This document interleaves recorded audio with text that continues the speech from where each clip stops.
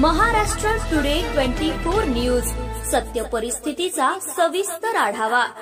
धनगर समाजाला एसटी प्रवर्गातून आरक्षणाच्या अंमलबजावणीसाठी दीपक बोराडे यांनी मागील 16 दिवसांपासून उपोषण सुरू केलं होतं। या दरम्यान त्यांची प्रकृती खालावत असल्याने त्यांनी उपोषण सोडलं होतं। यावेळी त्यांच्यावर एका खासगी रुग्णालयात उपचार चालू आहेत। आज त्यांनी पत्रकार परिषद घेत राज्यभर दौरे करणार असून जालन्यामध्ये जो मोर्चा झाला त्यापेक्षाही अधिक राज्यभर दौरे करताना जिल्हा आणि तालुक्यामध्ये जनसमुदाय निघणार आहे। त्यामुळे सरकार मला उपोषणाला बसू देणार नसल्याचं दीपक बोराडे यांनी म्हटलंय। महाराष्ट्र टुडे मराठीसाठी ब्युरो रिपोर्ट विलास गायकवाड, जालना। कारण सरकारसोबत चर्चेचा काही एक टाइम आहे आणि राज्यभर फिरणं आहे। मला वाटतं राज्यभर ज्यावेळेस मी फिरेल आणि जालन्याचा जो एक ऐतिहासिक जनसमुदाय सुनामी या ठिकाणी सरकारनं आणि देशानं पाहिली, हा देश खवळलेला आहे त्या एका मोर्चानं। आणि मला खात्री आहे मी ज्या ज्या जिल्ह्यात ज्या ज्या तालुक्यात जाईल त्या ठिकाणी जालन्याचे रेकॉर्ड तुटतील आणि सरकार मला उपोषणाला बसू देणार नाही असं मला वाटतं। म्हणजे पुढच्या काळात निवडणुकीवर बहिष्कार राहील असं नाही, निवडणुकीवर बहिष्कार टाकून होणार नाही। मी आपल्या माध्यमातून समाज बांधवांनाही नम्र विनंती करेल, मी अत्यंत नम्रपणे नमूद केलं जबाबदारीनं की बाबासाहेबांनी मतदानासारखं शस्त्र दुसरं दिलं नाही आणि शस्त्र जर तुम्ही टाकलं तर ते लढाईच राहत नाही। म्हणून शस्त्र हातात घेऊन जर लढाईमध्ये उतरलो तर विजय निर्णायक होईल।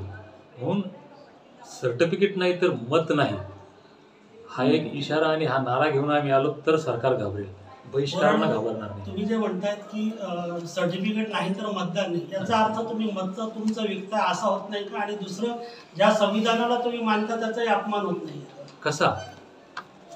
तू बार्गेनिंगच करताय नाही, बार्गेनिंग मी जर म्हणलो 1000 रुपये मला देणार असाल तर मी तुम्हाला मतदान करेल। नाही नाही नाही, तर त्याचा अर्थ मी माझं मत विकतो। आम्ही पैसे मागत नाही। पैशाचा विषय नाही। ज्या संविधानावर हा देश चालतो त्या संविधानामध्ये जी अनुसूची आहे त्या अनुसूचीमध्ये 47 जमाती या एसटी आरक्षण प्रवर्गामध्ये आहेत आणि त्या 36 नंबरला आम्ही आहोत। म्हणजे संविधानाचा अपमान सरकार करतंय, संविधानाची पायमली सरकार करतंय। संविधानानं आम्हाला दिलंय, कोण आहे 36 नंबरला? तुमचं सरकार, मी तेच म्हणतोय, म्हणून सरकारनं मत घेतलंय। सरकारनं तुमच्यावर अन्याय करत आहे, तुम्ही हे म्हणू शकता की आम्ही सरकार पाडू, पण तुम्ही जर सरकारला लालच देत असाल की तुम्ही आम्हाला सर्टिफिकेट दिलं तर परत आम्ही मतदान देऊ, लालच सरकारनं आम्हाला दिलं, सर्टिफिकेट नाही दिलं तर तुम्ही मतदान करणार नाहीत का? त्याचं क्लिअर अर्थ आहे तसंच का? त्याचं कारण आहे देवेंद्र फडणवीस साहेब करणार नाहीत का? त्याचं कारण सांगतो ना, त्याचं कारण सांगतो ना मी। 2014ला बारामतीमध्ये ज्यावेळेस देवेंद्र फडणवीस आले होते ते काय म्हणाले होते की आतापर्यंतच्या राज्यकर्त्यांनी, मी तुम्हाला तेच उत्तर देतो, तुम्ही ऐकलं, तुमच्या लक्षात 2014ला फडणवीस साहेब म्हणाले होते की आतापर्यंतच्या राज्यकर्त्यांनी धनगरांचा वापर मतापुरता केला, तुम्ही आम्हाला सत्ता द्या, आम्ही तुमचा आरक्षणाचा प्रश्न सोडवतो।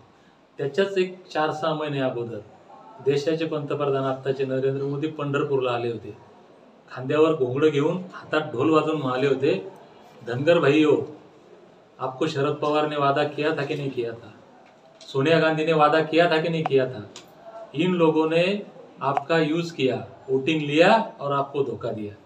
त्याच्या अगोदर अटल बिहारी वाजपेयीजी पंढरपूरला आले, त्यांनी सुद्धा खांद्यावर घोंगडं घेतलं, ढोल वाजवला आणि हेच वाक्य बोलले होते। म्हणजे आम्हाला आरक्षणाची लालूच देऊन आमच्याकडनं मतं घेतले, हे फसवलं कोणच त्यांनी। म्हणून आमचं त्यांना सांगणं की आम्ही तुम्हाला मतं दिले, तुमच्या फसव्या चक्रवात आम्ही पहिल्या वेळेस बसलो, आता फसणार नाही। तुमचं मान्य आहे। Subscribe now and press the bell icon. Never miss an update.